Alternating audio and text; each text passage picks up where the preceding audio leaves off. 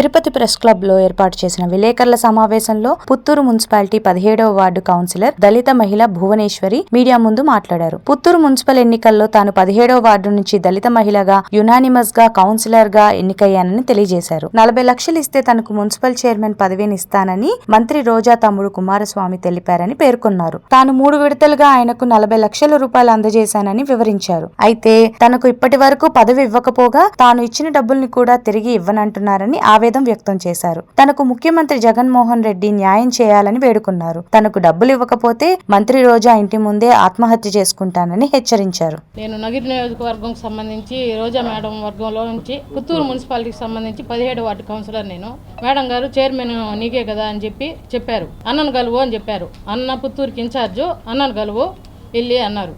అన్న కుమారస్వామి అన్నను డబ్బులు డిమాండ్ చేశారు. అన్న రిజర్వేషన్ ఉంది కదన్నా, మాకు ఎస్సీ సామాజిక వర్గానికి చెందిన వాళ్ళం కదా, మేము రిజర్వేషన్ ఉంది కదా అంటే లేదు డబ్బులు డిమాండ్ చేస్తాను. సరేనా ఇస్తాము అని చెప్పి ఒక వారంలో 3 విడతల్లో డబ్బులు ఇచ్చాను. నేను 40 లక్షలు ఇచ్చాను. ఎలక్షన్ అయిన తర్వాత వేరే వాళ్ళకి మార్చారు, చైర్మన్ సీటు వేరే వాళ్ళకి మార్చారు. 2 ఇయర్స్ తర్వాత తిరిగితే 2.5 సంవత్సరం తర్వాత ఇస్తా అన్నారు. మళ్ళీ 2.5 సంవత్సరం మళ్ళీ తిరిగాను. మళ్ళీ 2.5 సంవత్సరం తిరిగితే ఇంక లేదు ఎలక్షన్ తర్వాత ఇస్తామన్నారు. అన్న ఇంక చెప్పిన డిమాండ్లన్నీ అయిపోయినాయి అన్న, టైం అంతా అయిపోయింది, వద్దున నాకు ఎలక్షన్ తర్వాత అయితే నాకు అవసరం లేదు, మా అమౌంట్ మాకు ఇప్పించేయండి అని, దయచేసి ఇప్పించేయండి అని అడిగాను అన్న. నేను అడిగితే ఈరోజు రేపు ఈరోజు అయిపోతుంది, ఈరోజు 2 నెలలు టైం అడిగాడు అతను. 2 నెలలు టైం ఇచ్చాము, 2 నెలలు తిరిగాము. 2 నెలల తర్వాత కూడా మళ్ళీ తిరిగితే ఉన్నామ్మా ఇస్తాము, ఇప్పుడే కదా చెప్పినావు నువ్వు, ఇంకొక నెల పడుతుంది రేపు డబ్బులు రెడీ చేసేదానికి అన్నారు. తర్వాత మేడంకి రిక్వెస్ట్ పెట్టుకున్నాను, మెసేజ్ పెట్టాను.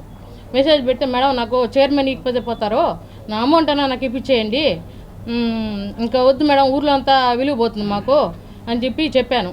చెప్తే మేడం గారు చూసి గమనైపోయారు. నేను ఎవరితో చెప్పుకోవాలో తెలియక మీడియా ముందర వచ్చి ప్రార్థిస్తున్నాను. జగనన్నకి తెలియజేయాలని కోరుకుంటున్నాను. మాకు ఎలాగైనా జగనన్న న్యాయం చేయాలని కోరుకుంటున్నాను.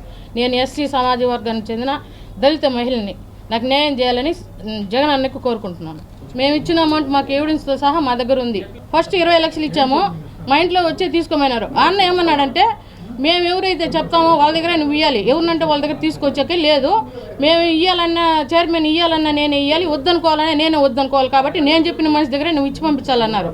సరే ఇంకా వాళ్ళతో ఎందుకు, వాళ్ళు ఇస్తానంటున్నారు కదా, నమ్మించినారు మమ్మల్ని. నమ్మించకుండా అతను చెప్పిన మనిషి దగ్గర ఇచ్చి పంపించాము.